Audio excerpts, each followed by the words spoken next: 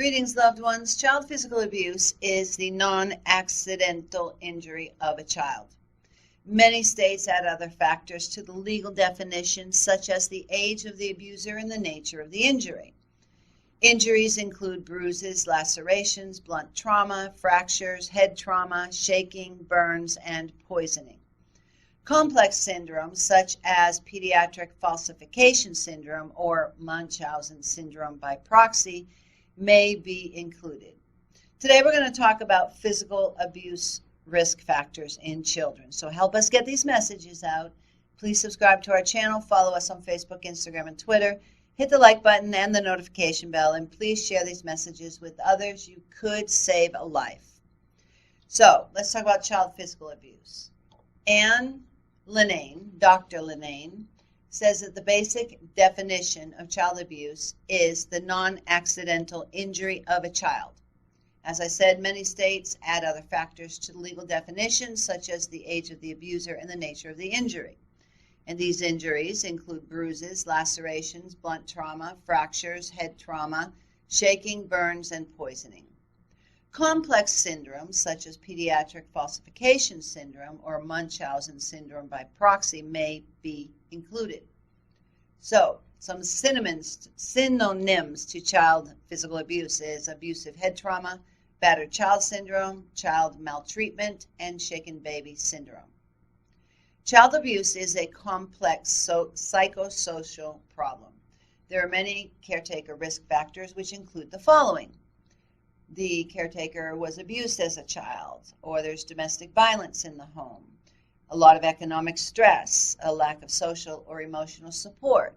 Other caretaker risk factors are low socioeconomic status, poor impulse control, single status, substance abuse, and young age.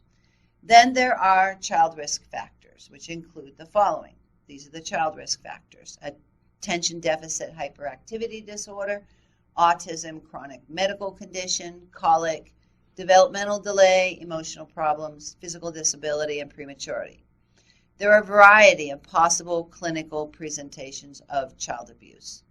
Because suspicion of child abuse often begins when the history does not fit the medical findings, it is important for the medical provider to take a complete and detailed history as part of the medical evaluation.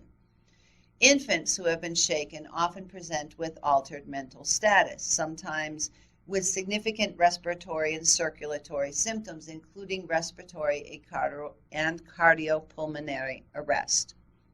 So when speaking to caretakers, the history is often vague. Typical histories in severe cases include the caretaker having just fed the baby, noticing a choking spell with cyanosis that led to a 911 call. Sometimes the caretaker says the baby was accidentally dropped and stopped breathing, turned blue, or vomited. Many babies that have been shaken or had some type of head injury present with more subtle signs and symptoms, such as fussiness, apparent feeding intolerance, or vomiting. These cases are initially missed and recognized when the infant returns with more significant problems, prompting head imaging. Older children who are greater than a year old often present with a history of an injury, such as falling from a bed or down the stairs. The diagnosis is made only if the medical provider recognizes that the injury is inconsistent with the history. According to the CDC, over half of all children in the world, that's 1 billion children ages 2 to 17, experience violence every year. The question is not if you'll encounter a victim of violence. The question before God is, what will you do when you do encounter them? You could be the person who saves a life. Micah 6:8 says, He has showed you, O man, what is good. And what does the Lord require of you? To do justice, love mercy, and walk humbly with your God. We are all called to be champions for justice.